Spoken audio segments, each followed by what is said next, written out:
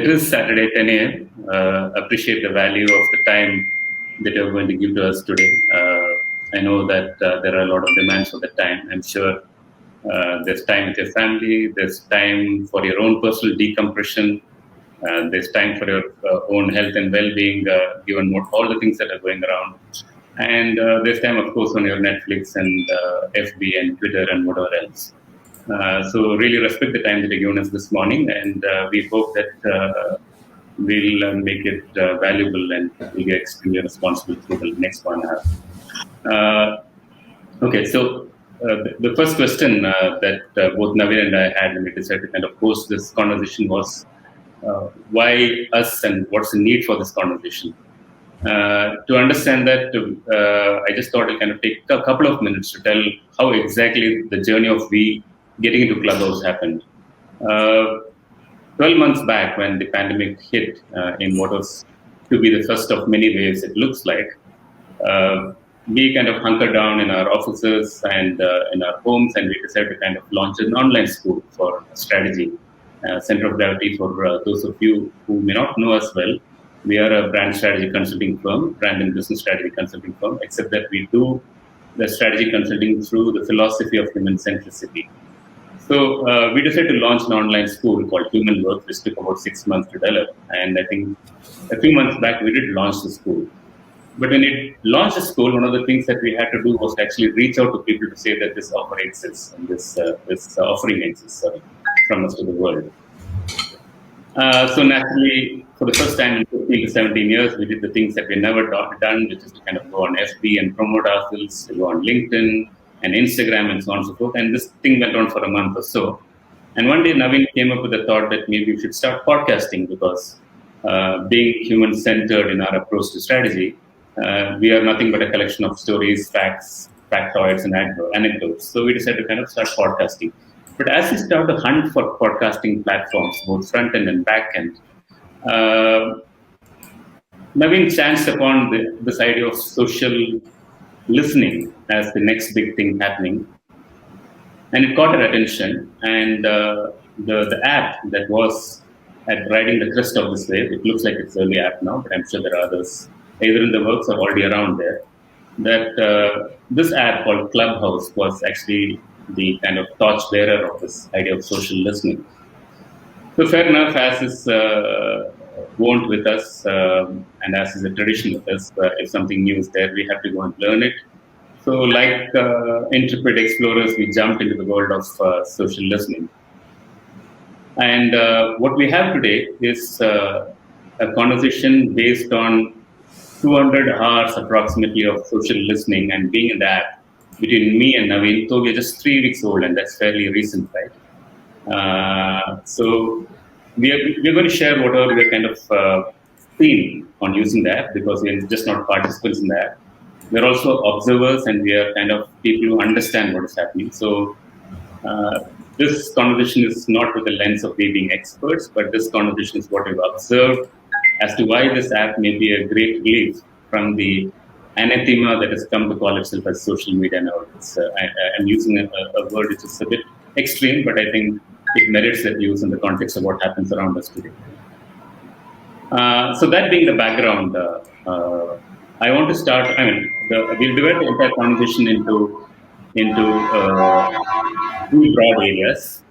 We will kind of talk about what the Clubhouse app is, and the reason we will do that is that Clubhouse is still fully on the iOS. It's not come to the Android world.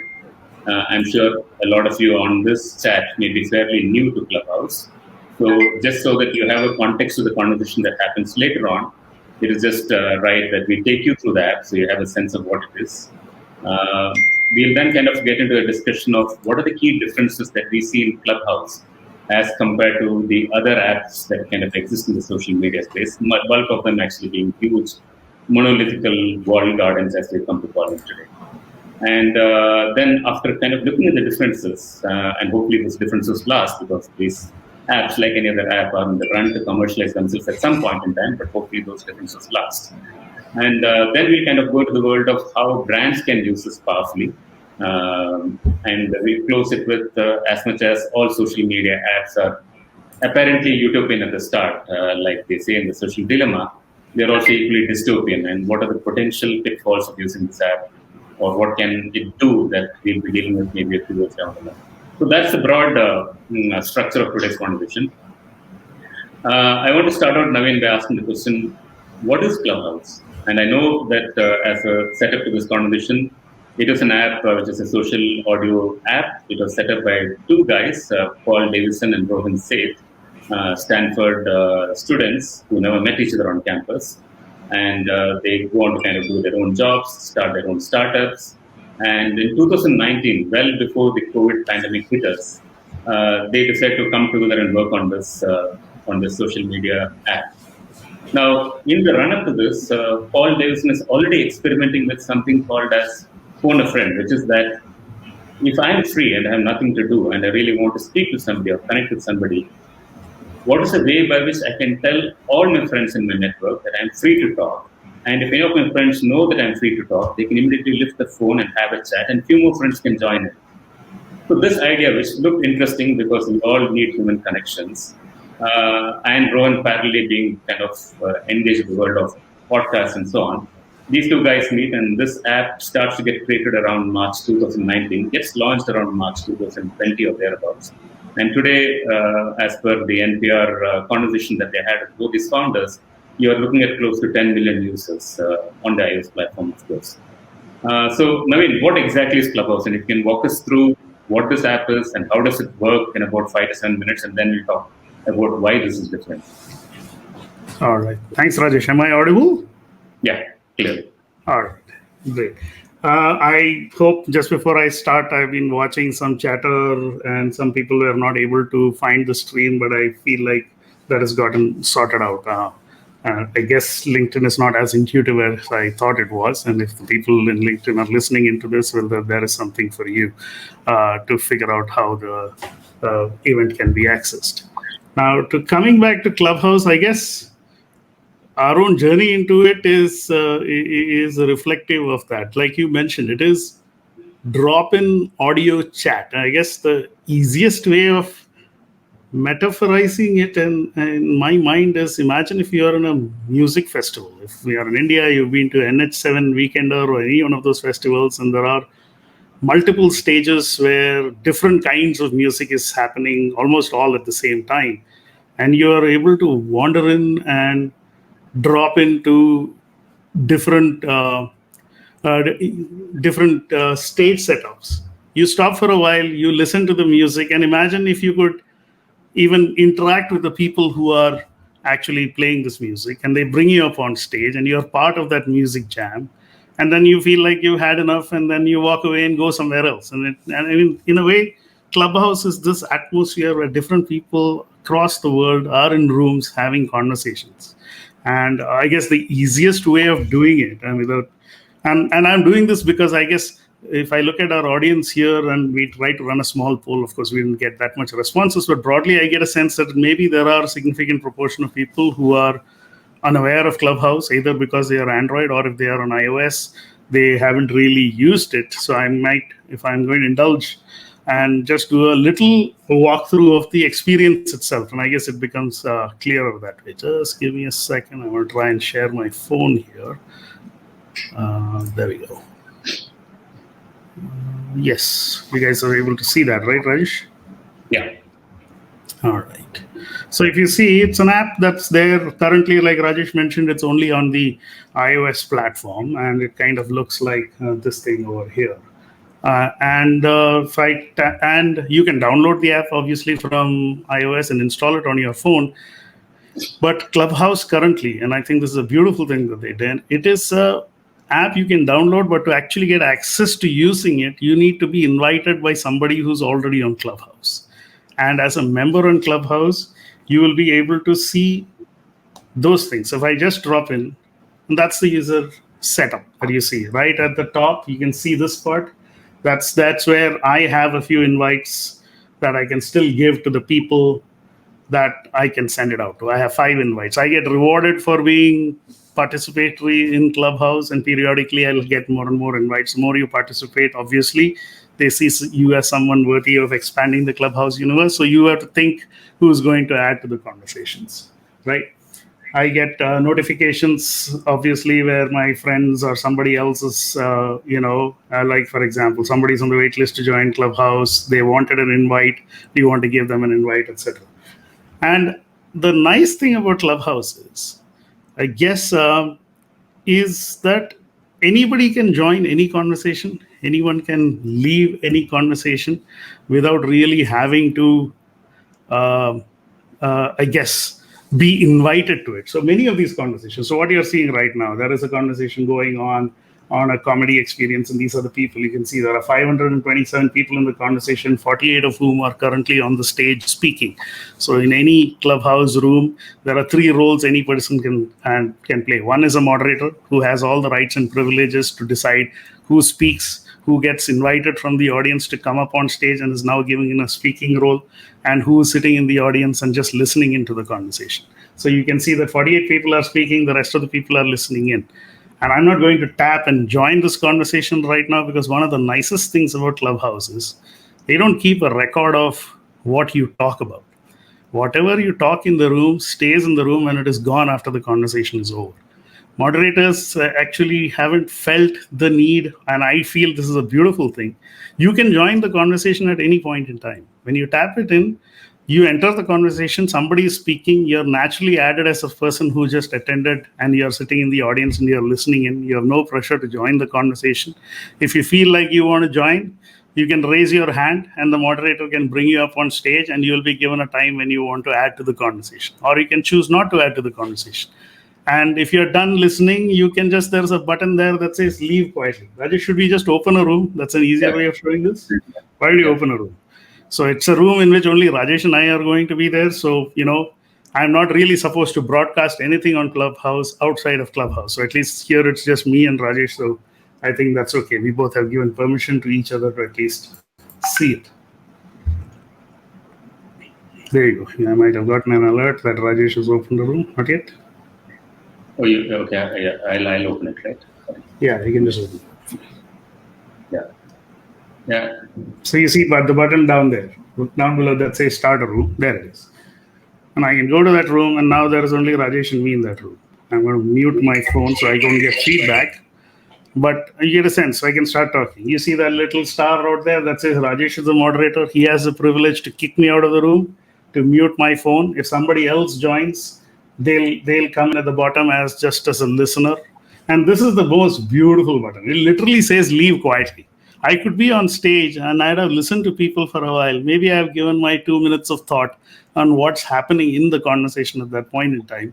And I just click the button and leave quietly. There is no issue of decorum and says I have to really thank the moderators for being up on stage. You can do that, but really if you left quietly, nobody minds. They look around and says, oh, that person left, but the conversation goes on. Nobody is aghast that you left. You can leave, you can come back at any point in time.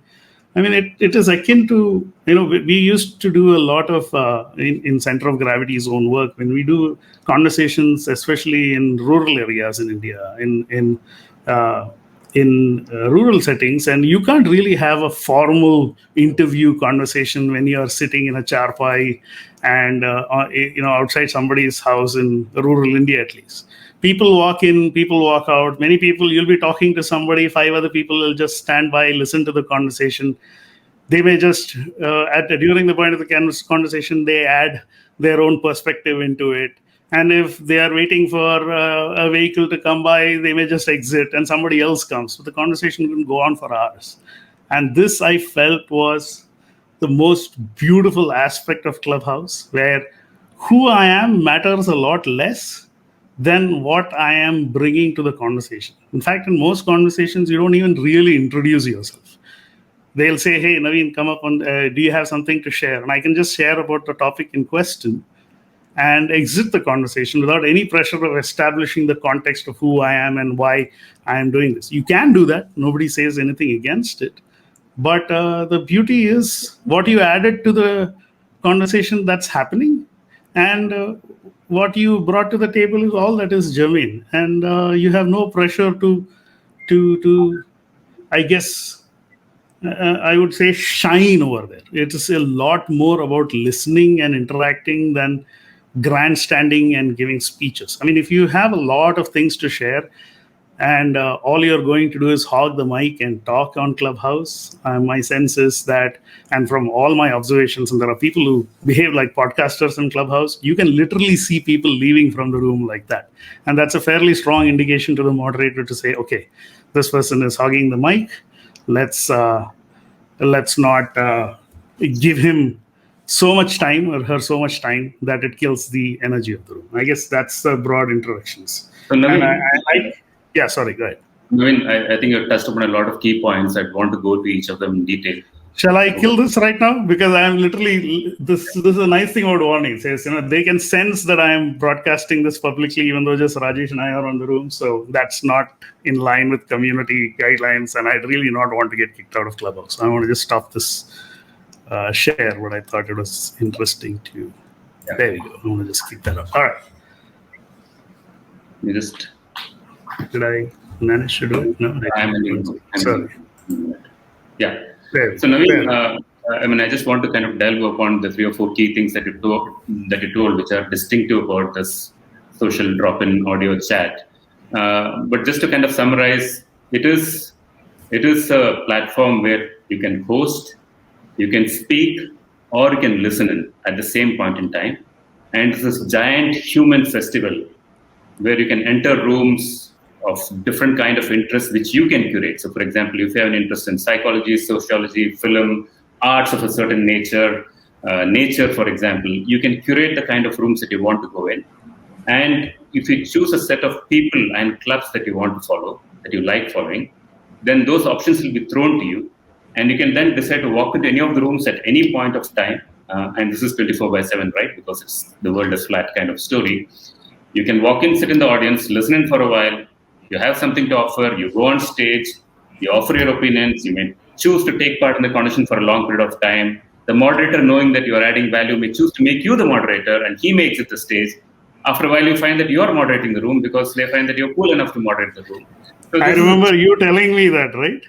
That there was a room that you had gone into where they were having a lot of conversation, and at some point, the person who originated the room had left the room, and there were a lot of other people who were sitting on stage, and the moderators finally it came to a point where all the audience had left, and there were just like 2 or 3 moderators who didn't originate the room. And they were sitting there wondering, what do we do? Do we close the room?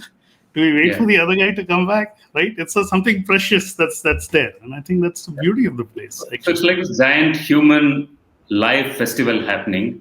Where you could be a listener or a speaker or a moderator, and it can pretty much cover any act of human endeavor or behavior. It doesn't matter what it is. So I just remember the story of a few days back. I was in one of the rooms, and there was this person talking about how every night he or she, and I'm not telling it who it is because of issues of privacy, gathers about 15 people in a room and sings a lullaby so they can go to sleep, after which he or she exits the room. So all kinds of things happen here. Naveen, I want to first touch upon the 3 or 4 key differences that you kind of spoke about Clubhouse. And let's touch upon first the idea of the fact that this is an app which has no memory. There are no memory to the conversations. This is an app which is based on the premise of transience. What can you just talk around it and the value of that and why it is the human thing to do? Actually, if you think about it, a lot of the conversations we've been having about Clubhouse, and Rajesh and I have been just intrepid explorers, Rajesh a lot more than me, but literally dived in to see what is this space and how are we comparing it to every other aspect of a social network that exists outside. The fact that you touched on that there is no memory to the conversation is one of the beautiful things. Let's say if I'm on Facebook or on LinkedIn, unfortunately now, and on definitely on Instagram, you have a pressure to maintain a persona out there, to broaden your reach. And therefore, chronologically, you have to be consistent with whatever you're projecting out there, right? Whereas in this space, there is no memory to the conversation. Whatever you spoke in a room is something you spoke at that point in time that is there in the residual memory of those you touched in that room. And the next time you're there, you're in some other room talking to somebody else. you have an ability, like any natural human being, to be chronologically inconsistent, because my opinions and my interests change on a daily basis. Why do I have to have this rigid document over there, which is the persona that I've created, and be true to that? I can change my mind as I'm being influenced by new thought. So everything in the room dies. So if people cheered you in the room, great, you experienced it at that point in time. You can't you can't collect and archive and show to the rest of the people, see, on so many people have liked my x or y kind of things, right? So there is a transmitting proper I guess possibility. It doesn't exist in Clubhouse. You are there at that point in time. So I come back to, like, it's, we are on Woodstock, for example, and you went to Woodstock, and 5 of us were there at that point in time, and all I did was get stoned and only listen to Creedence Clearwater Revival. I have a very distinct experience of Woodstock compared to somebody else who was, awake during the entire 4 days and visited everything else. It's mine and mine alone, and it's like the real world, really, if you think about it. Whatever I've spoken today, and if we were just sitting in a room, not with this, memory that we have created by this recording, and in a real world, all of us would be in one place, and if we were sharing the space, and I would have interacted with subsets of us, and I would have roamed around, as would have the rest of us. Clubhouse online is the closest that I have seen that you can exhibit your real self. Structurally, it has been designed that way. And I think that's one of the biggest beautiful aspects of it. Beautiful. So just to kind of recap, the app doesn't store any conversations. In fact, I think philosophically they don't want to do as well, going by what I heard from both Rohan and Paul in their Sunday kind of open house sessions, which also runs on Clubhouse.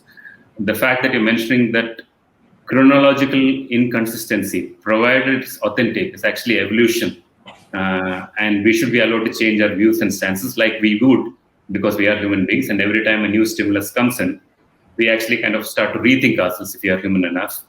The fact that, unlike in other apps where you store the likes and you store the comments, in this, the claps are essentially the tapping of the mic that you might have seen on the app, and kind of Naveen pulled it out. You kind of tap the mic, and the mic blinking on and off is so the fact that you don't have any memory in the conversation is true, right? Like, if I met people somewhere, my impression of them is whatever is what I'm carrying with me in my heart. It's not a timeline and something I go back and refer to. A gestalt over time is going to get created in Clubhouse with the strangers who may be either following me, or we may have bumped into each other in some rooms. In fact, the entire experience is that people converse with each other for a long time and then go back and maybe click your display picture and then find out what you are really more about. Because you rarely give a context to where you're coming from. You're just talking about, if I'm talking about the music of Bruce Springsteen, I'm not going to tell you I'm from Mumbai, I'm from Bangalore and I've done all this in my life. I'm talking about whatever connected with me in glory days, and then that's it. And I'm out. And I think that's one of the nicest things about it. And I think I also touched upon something earlier, like that you're ghosting, you're leaving quietly. You speak your mind and you leave. Nobody is upset that you left because you added value to the room. And after you left, they may continue talking about what you're talking, or they listen to somebody else say, and then the conversation goes on. And I think that's actually a good thing. And it almost creates, and I heard a lot of people in Clubhouse say this, that introverts love Clubhouse a lot because they don't feel the pressure to dominate. They can just listen. They can say what they say. A lot of Clubhouse is designed to allow the people who usually feel powerless to speak somewhere else to actually speak, and I think that's one of the nicest things that it has allowed.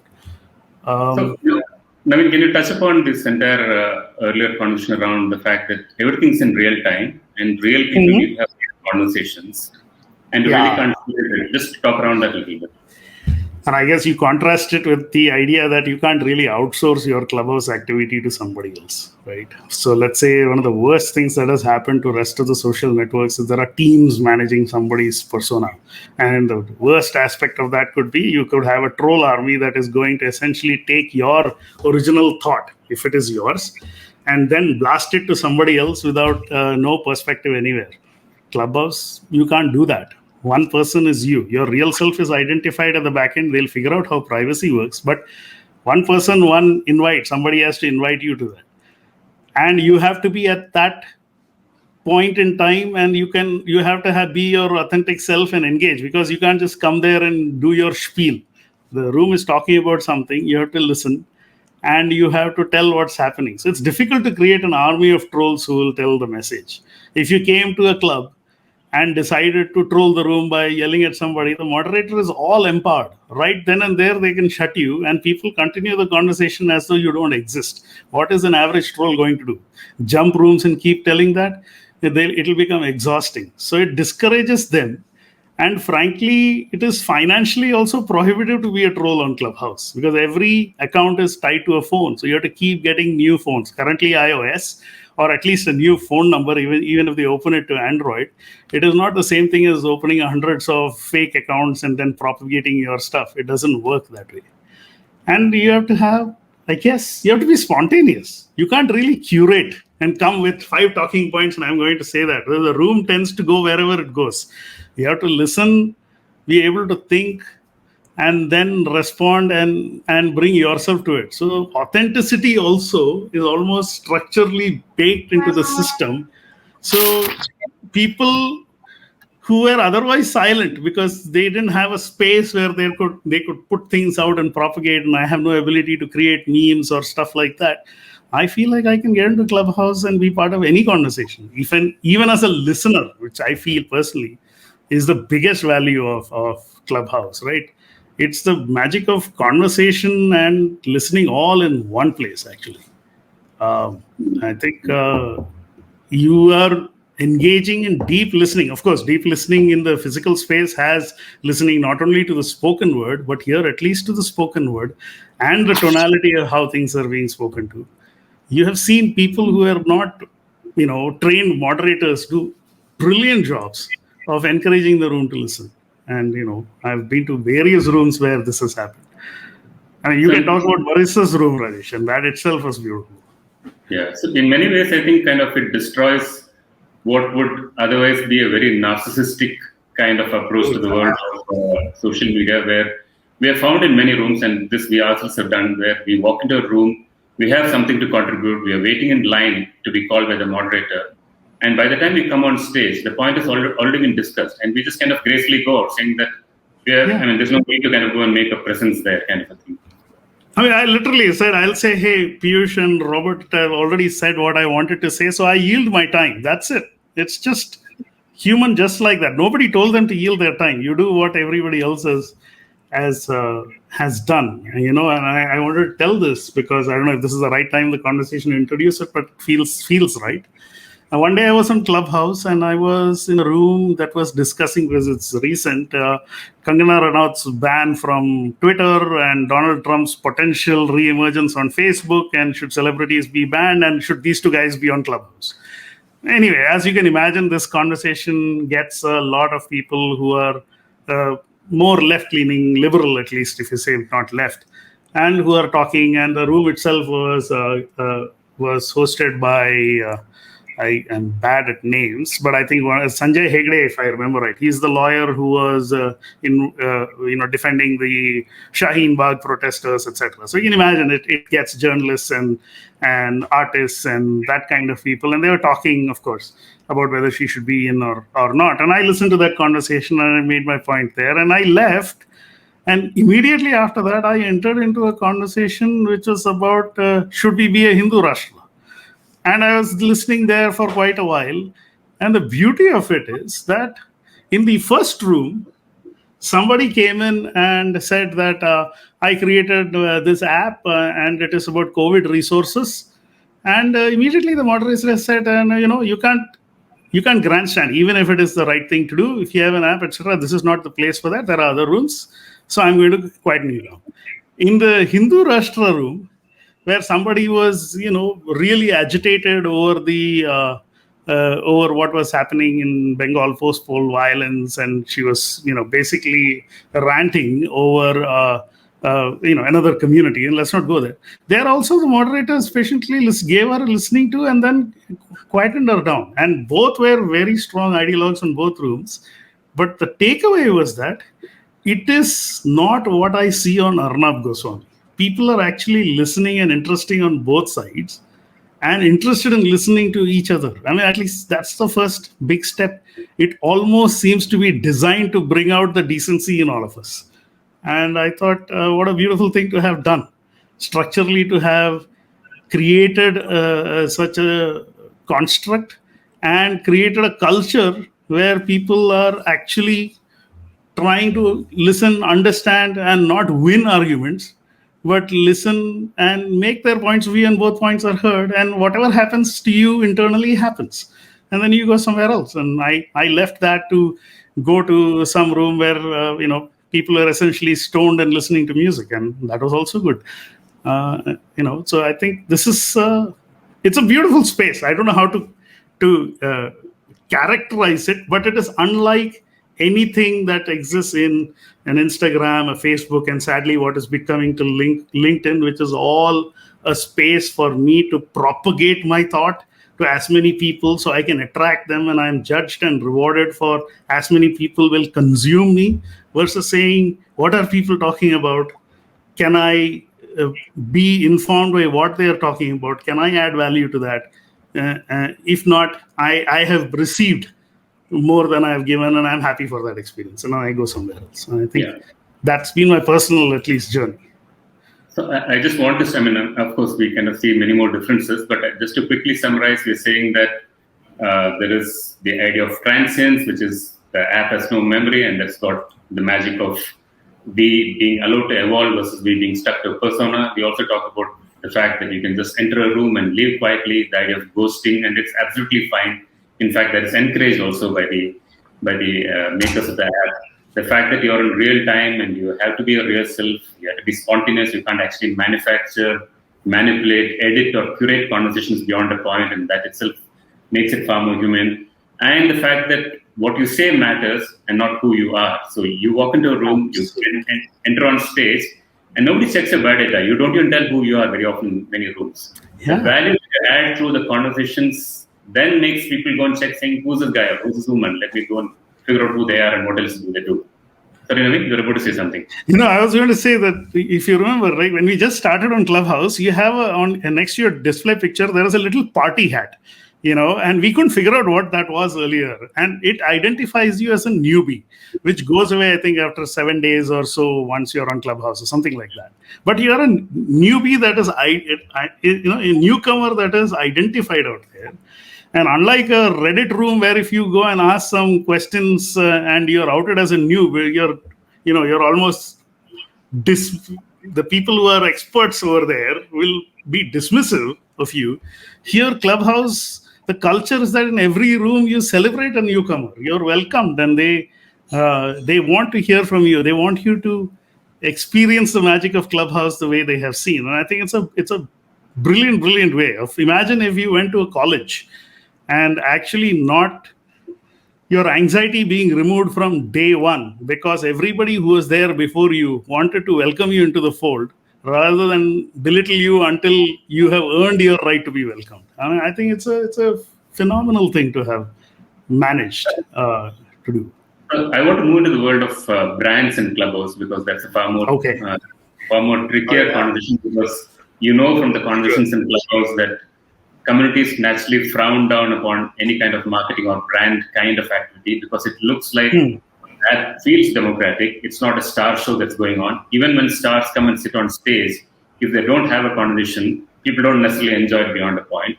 So what do brands do in this space? I mean, given that Clubhouse, the app, at best, as it stands today, allows for 8,000 people to be in a room. Of course, there are overflow rooms, and when I think Elon Musk actually had this interview with the Robinhood CEO some few months back, is when they were forced to contend with the fact that you need more people to be pushed into a room, and they kind of pushed it to 8,000 people.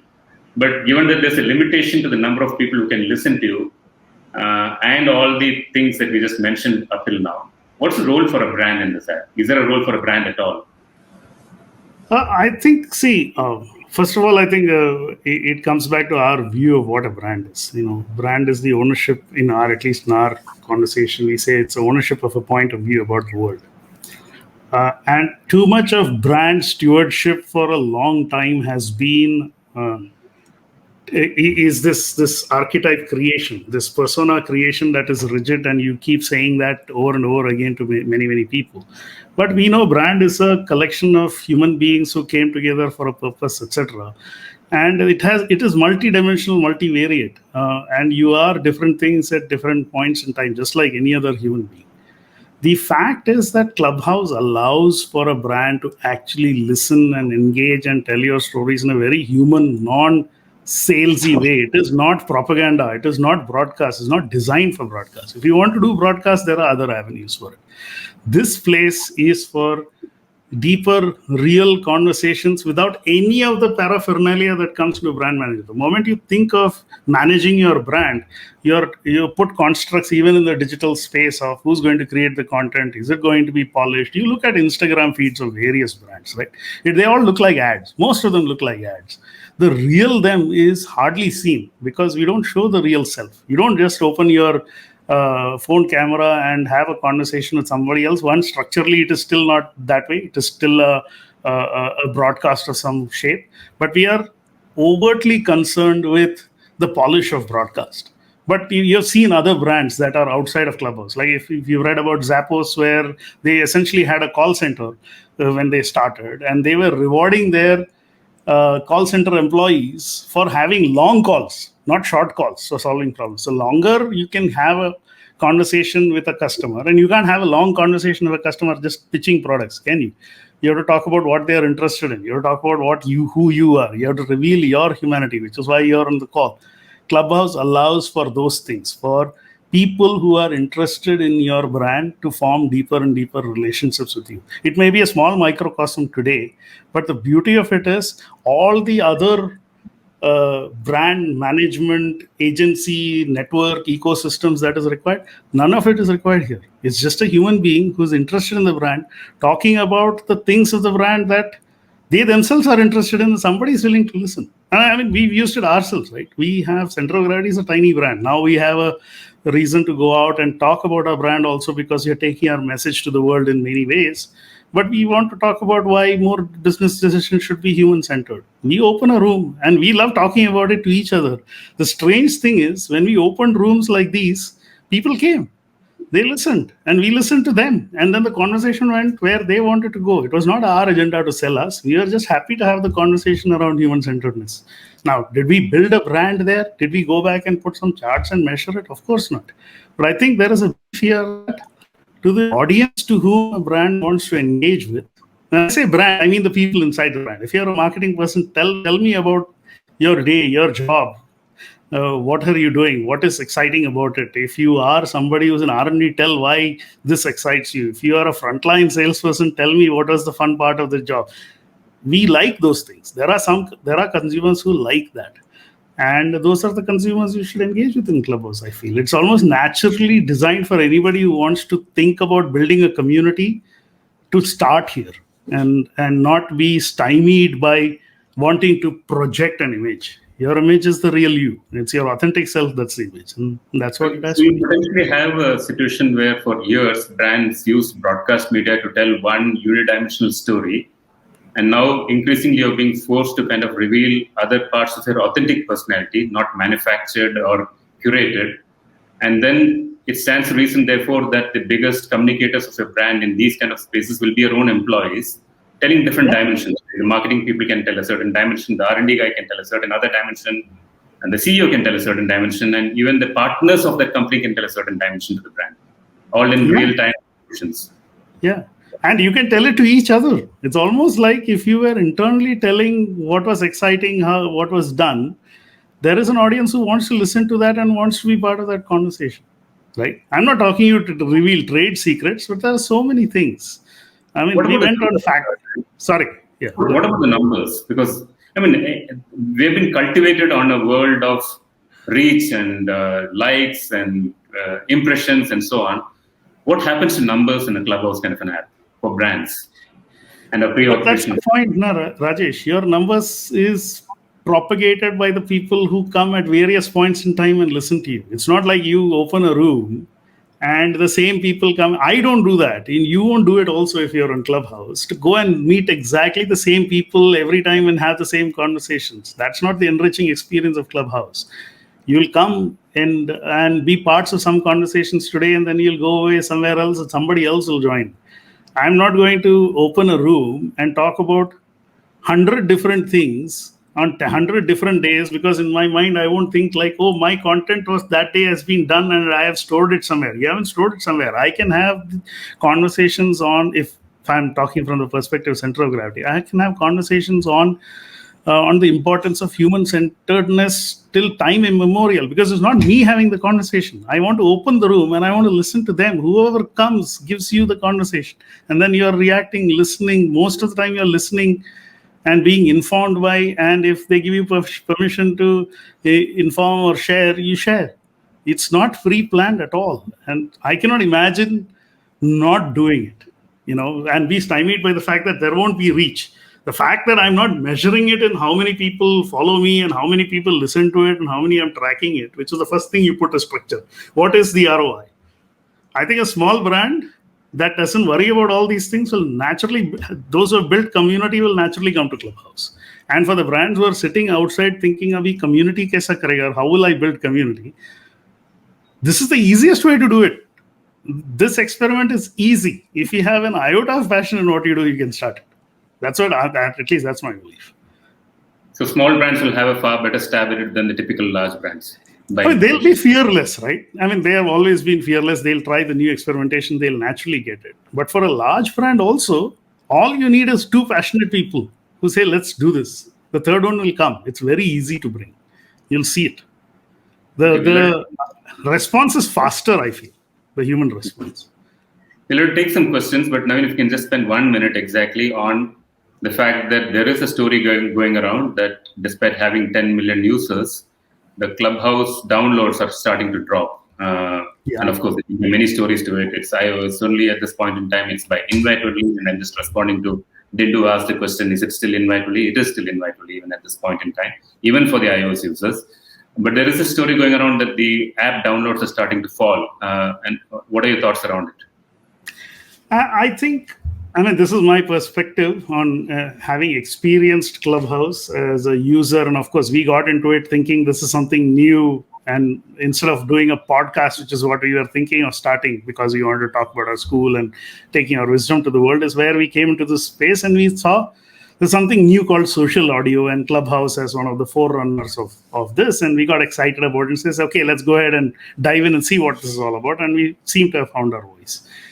But my sense is that I think Clubhouse doesn't do as good a job of explaining what it is all about. You're expected to dive in and figure it out for yourself. And I think they can do a better job at that, surely.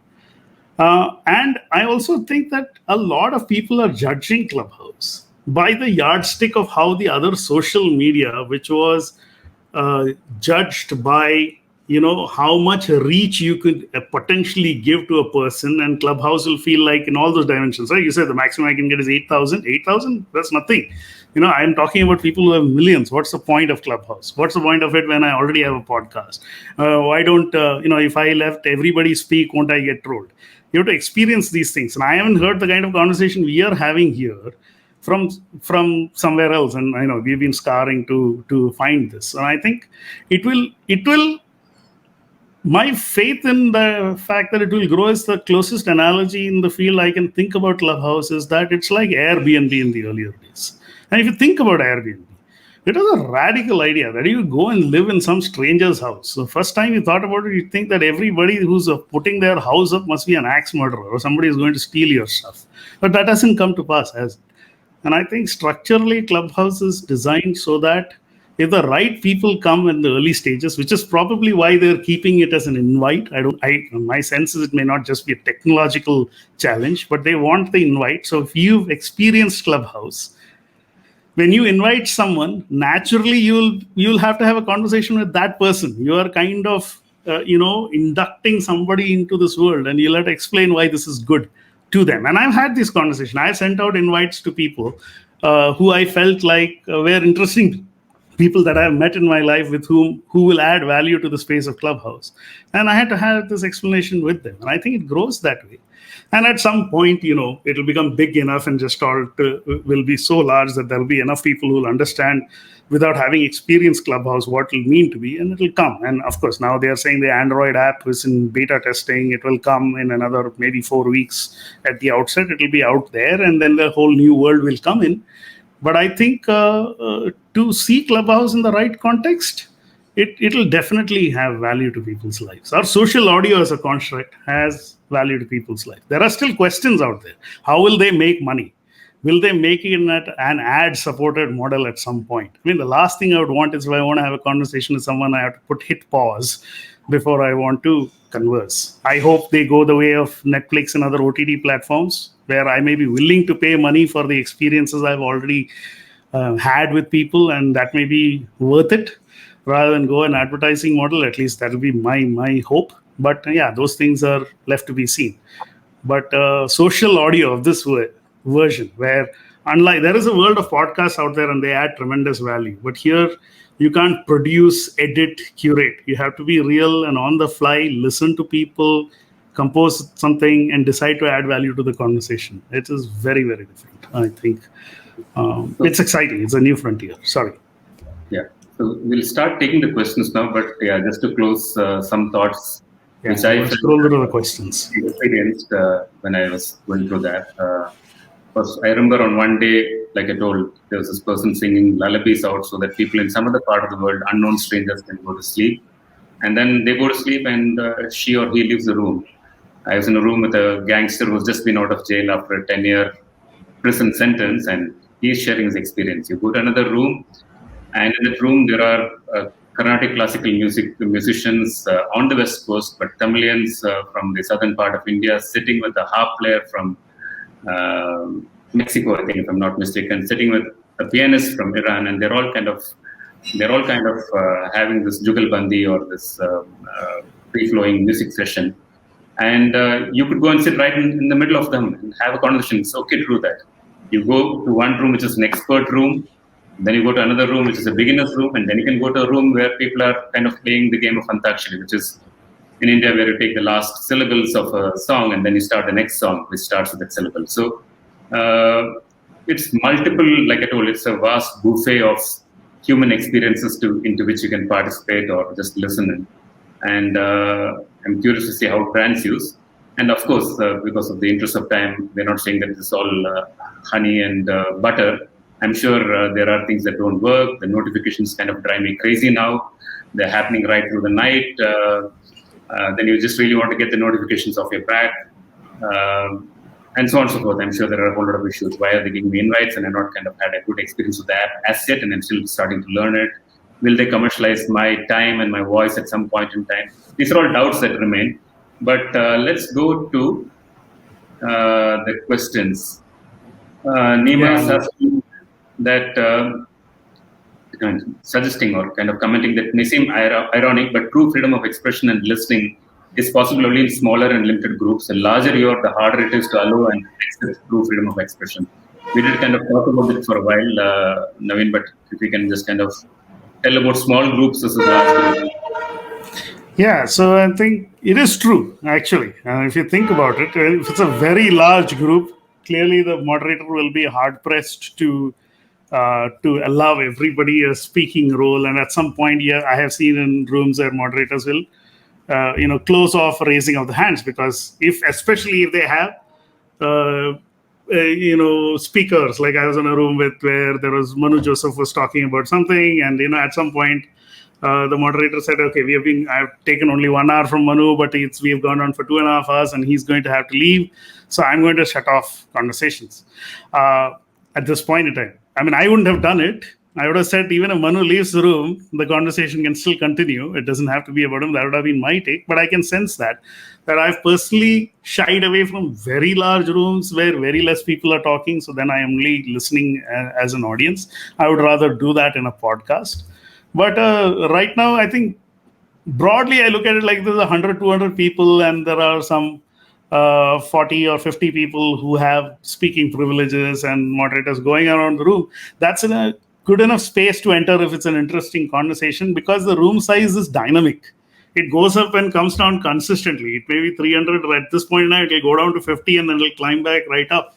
So it is not like a static room in that sense. Most of these open rooms go up and down. So if the conversation is worthwhile to you, and if you think you want to add something to it, you can always raise your hand. And like Rajesh and I spoke earlier, that if what you had to say has been told by somebody else, the very fact that you listen to them and you acknowledge that they said it is a way of building a connection. That I resonated with what they said and they said my point, so I'm going to just yield my time. I don't have any reason to just come here and be about myself. I think it makes people behave more about the conversation. And I'm saying, I know when I say all these things, a lot of people say you're being naive. People are not like that. They want to tell their viewpoint. After all, we've been given a steady diet of Arnab. But there is something in the atmosphere that seems to suggest to everybody, without even being said, that this is the decorum of the room, which is the amazing thing. And, you can talk to somebody in South Korea or people who have very broken English and people from India who speak in their own language. I mean, it may be English room with intellectuals, somebody will speak in Hindi or speak in Kannada and somebody else will translate what he said. Everything happens. And I have seen that the true freedom of expression and listening can happen in large rooms. And if the room size is dynamic, it will work.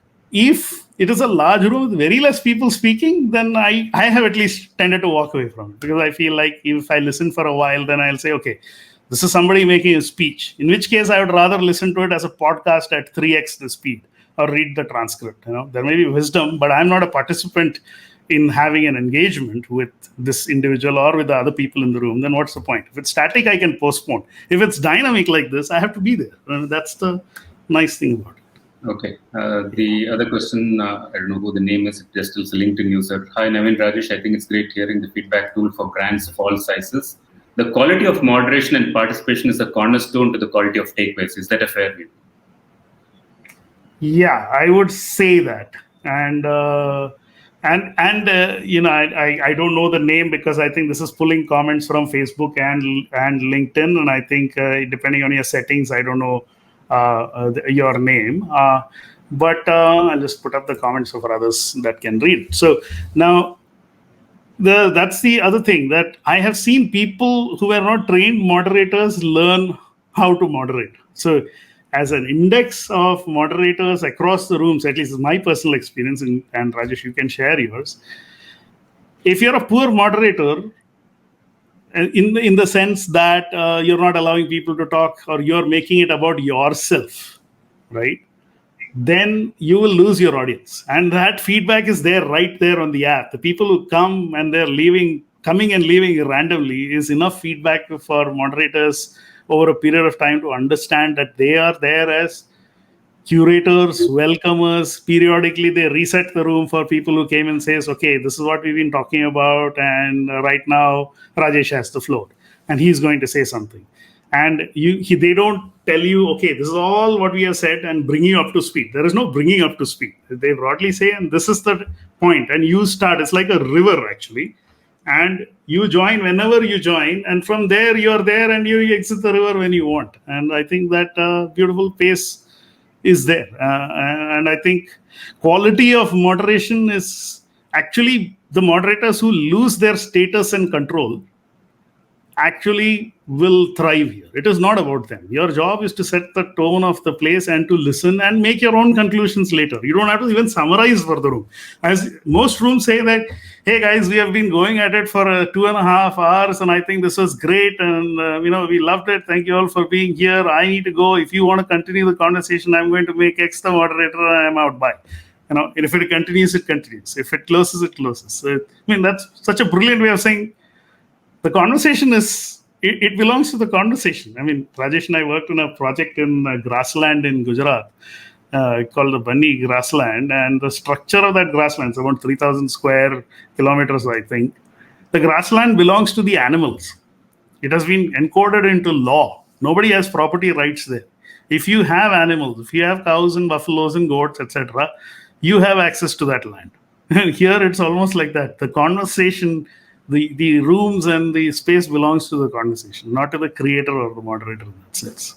Yeah, that's broadly been my understanding as well. That moderators who are looking at audience as people to be served and to be enriched actually do well. Moderators who start to become the stars of their rooms actually lose audience after a while. How much ever accomplished you are, you can only pull off your solo stunt up to a certain point, and eventually it kind of starts to, even if you're the coolest cat on Clubhouse. Okay, Sneha asking the question, if I want to be a part of rooms created by COG and Clubhouse, how do I know when? So when does a room get created? How does a person know of that? This is a good question. I don't know. Do you have an idea, Rajesh, how you get notified? So Sneha, this is how it happens. As you enter Clubhouse, you follow a set of people, and I think Clubhouse kind of asks you to follow 25 odd people or so. And as you enter the Clubhouse, there are a set of rooms that your followers, I mean, the people who you followed are actually kind of going through, which gets thrown up to you. Clubhouse also throws up rooms of its own accord to you, which is like how, if you're a beginner, enter this room, Q&A for beginners, so that you get familiar with the word. But one of the things that you do is you choose a set of interests and choose a set of people to follow. The interest that you follow and the people that you follow determines the curation of the rooms that is put in front of you in the hallway. And what happens over a period of time is that after you start to engage in a room, either by listening or by participating on stage, or even by opening your own room around whatever topic that be, even if there is just one more person in the room, it doesn't matter. Clubhouse at some point in time, after a week of doing that or so, and this is not the exact time, allows you to start to host your own clubs. Now, in this pool of the clubs that you become a follower of and eventually a member of, and that's a chronological order, you first follow a club and then the club allows you to become a member of the club. The people that you follow, if you press the bell icon, like in the YouTube, it notifies you on when a club is hosting a room or when a person is hosting the room. And the notifications keep coming onto your screen. And that is the irritating part that I was talking about. But it takes about a month or two, I think, to figure out what you want to really listen to and what you want to let go of, so that you're not kind of being woken up through the night by notifications that are coming in continuously, like it happened at some point in this call as well with me. But you choose the people you follow and the clubs you follow. You become a member of the clubs, and that determines the stuff that is thrown to you. So, for example, if you follow the COG club called Human Works, then every time Human Works opens a room, you'll get a green bar on the top of your screen saying that Human Works is running the room on this topic. Do you want to join, kind of a message? So that's how it happens.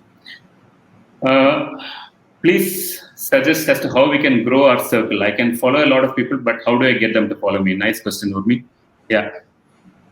Right? I think it's actually simple. You go participate in rooms, you listen, and you respond. The idea of growth of your circle, and every time, this is how it has happened to us. I don't know if there is an accelerated way of doing it or a strategy to grow your circle on Clubhouse. But by participating and adding value, people come and check out. And if you have touched somebody in the room, I've always seen that if you've added value to the room, people check out your display picture and they decide to follow you. And your bio, etc., is interesting. Saying, okay, next time when Rajesh is on Clubhouse, I don't mind going into a room where Rajesh is there, because he may be adding value, and by extension, whichever room he is in may be interesting to me. But I also seen that people who follow me don't always come to all my conversations. They see me, and if I'm on Clubhouse, I can see if Rajesh is in another room, I see it. But I don't want to talk to Rajesh all the time. I want to talk to other people also. I may choose to go there or not choose to go there. The broadest way of growing your circle is to participate, is my sense, and add value. It really is that. All the other things that we do on other social networks to accrue fans and connections, etc., this builds organically and it builds fast. It's not slow burn. The rate of compounding interest in me can be fairly quick after the initial 100 people who come to you, because you'll go to those rooms and people are right now looking for people to follow. And that's one of the reasons we also jumped in very quickly before the lockdown. I think Rajesh and I ran to get ourselves iOS phones and indulged in that and got into this, because it is still very, very young. There are about, I think 2 million active users, even if there are 10 million downloads. 2 million globally. 40% of the global audience who uses smartphones are iOS, and you've got only 2 million. So it's still very, very young. So it's possible for you to have. I had a conversation in which I was speaking to Kunal Kamra. I was in a conversation I had spoken to. Tom Peters, whoever it is. Tom Peters. Yeah, there you go. So where am I going to get access to such people? Because it's still young. People are still trying to figure out. And later on, when everybody joins in, it will become progressively that much more difficult. So if you're ever thinking of getting on it, the time is now. And those practices are important. Listening more than talking, and connecting with what other people connect to. And you have to be your authentic self. You can't manufacture this. So there is somebody you're interested in, somebody who's going to be interested in you. It's literally that. In fact, dating is one of the biggest clubs in Clubhouse. It's naturally organized itself around, right? Yeah. Dating clubs. This is the beautiful thing with me, which is that every part of your personality, which is authentic, has got a voice and a following on Clubhouse. It doesn't matter what that part is. Every part of your personality, every interest you have, every point of view you have, and even your skill to listen itself can kind of accumulate followers on Clubhouse. All you need to do is to be yourself, kind of a thing, and then kind of engage with the world as often as possible. Like going out in the. I mean, this is like travel without traveling in many ways. You're kind of traveling the world. You're going into Mexico. You're going into New Zealand. You're going into some small cultish group. You're going to some dangerous cultish groups. You can go wherever you want and you can add your story there and people follow you. So you have a very diverse set of people, not an echo chamber that you can potentially create. So you can choose to go into rooms completely opposite to the worldview you have. And that's also beautiful. You can choose to go into the rooms which is in line with your worldview or interest or personality. And that's also beautiful. So you may well have a set of people engaging with you who are really, really more truly representative of the world than what Facebook and Insta has managed to kind of beautifully curate for us so that it can be sold at some point in time to somebody else. So yeah, it looks powerful. Hopefully it doesn't get screwed up is what we can tell at this point in time. Are the conversations, Rohit is asking, are the conversations always private or can it go public if all the members of the room give consent? So Rohit, here is what happens. If you want to start a room, as you enter the Clubhouse, you can't start a club, you can only start a room. Now, in the room, you have the option of it being open, which means that the room is thrown out to anybody, your followers and the people who you're following, including random people who may walk in. You can open a social room in which people who you're following can see what you're opened, or you can open a closed room like Naveen and I did at the start of this conversation. So let's assume it's a closed room. I and Naveen and a couple of my friends are having a chat, and I decide to open it up. That is also possible. So open rooms, social rooms, and closed rooms. Closed rooms can be made open. And to each room, ideally, you give a topic so that people can find you also. How Clubhouse kind of develops this algorithm to ensure that complete strangers can find you, that's something that you'll find out in due course of time. But as of now, it looks like a snowballing kind of a technique from what we understood of it. Yeah, and like Rajesh says, the topic of your room is what it is, and it shows aspects of your personality. Like when we both first started a room, we opened it, it was like Janevi or Yaro, you were the beginning of it. You opened your photo studio and both of us are sitting there and thinking, now what do we do? Is somebody going to come or not come? And we had this big serious topic about, I don't remember, something to do with human-centeredness. On purpose, and why purpose is bluff in marketing, etc. Nobody came. And we were talking to each other for a while, and then we closed that room. Then he says, okay, what else are we interested in? When we are both Malayali, so obviously like old Malayalam movies. So we put a catchphrase from an old Malayalam movie called Thomasutty Vittoda. Those who are Mallus here know what that means. But anyway, it's one of those catchphrase famous dialogues. We put a room out there, and then somebody came. And in the evening, we put a room on communities, and we were talking about communities, and many people came interested in communities, but the conversation went into something else entirely. And we let it go wherever it goes. So people came intrigued by the conversation that was happening, and then they listened to it, and they stayed on for a while. Then friends of those people came saying, what are these guys talking about? It really is like a town square in a village where you're just chatting, and people are just milling around. Initially they'll start at the periphery of the conversation, and slowly they'll move closer and closer. Somebody may sit down on the floor. Somebody will just interrupt you. Somebody will shake your hand right in the middle of a conversation without even introducing you. It happens. And they just come in and they tell their points of view, and you finally find out who they are later. I mean, it literally happens that way. And I think and this is the interesting thing. Many of the people who I have engaged with on Clubhouse eventually start to engage with you on other social media platforms. Yeah. So funnily, they're all on my Instagram account, and not Instagram account in terms of likes, but in my DM. And in a few cases, they also kind of set up Zoom calls with me. And now I understand that globally people are meeting each other physically. So you're virtually moving from, because it's authentic and intimate, relatively, of course, in the social media space, because it's authentic and intimate, and you're using your voice, which you can't bluff beyond a point, and it's a real identity app. People who follow you on Clubhouse eventually start to follow you on Twitter or Instagram, which is fine. They direct message you. Eventually, you kind of have a Zoom call with them if you find somebody really interesting. And somebody from the Hollywood actually wanting to make a movie with us in the Bunny Grasslands was a remarkable story. All that happened in a day's time. And then he telling that, okay, if you come down to LA, let's kind of catch up for coffee. And he telling that he also meeting a lot of people who he met on Clubhouse. So, of course, there are the risks associated with it. There are privacy risks. You are never really safe on a social space beyond a point. But, of course, over a period of time, people start to titrate their own behavior. The app will start to make sense of how it kind of takes care of people and their privacy and so on. All it will happen, I'm sure there are going to be some not so happy news at some point in time. But as it stands now, this remarkable structural way in which they've managed reasonably authentic conversations in real time, which is transient, which is democratic, which has got width and depth, which allows for reasonable agency in terms of whether you want to participate, speak, or listen, and which brands can use if and only if they don't want to kind of throw this broadcasted nonsense which has been going on for far too long, and they're willing to converse, willing to be vulnerable. All of this kind of opens up many possibilities for the app. If nothing, it is just a good app in a personal context. How does it matter? Yeah. And I think with that, we have crossed the time. It is Saturday morning. Many of us are in lockdown. We have other things to do also. But if you like it, this conversation, I mean, we have just barely scratched the surface of social audio. I mean, ideally, if it was big enough, we would have loved to have this conversation on Clubhouse, not on this space, because we would have conversed that way. I mean, there is so much that has not been said, and would have been informed from, by that perspective. God willing, we'll do that when all of us are on it. With that, of course, all of us would be on stage. You will come in sequentially. You may choose to be on stage. You may leave the stage. You'll ask your questions.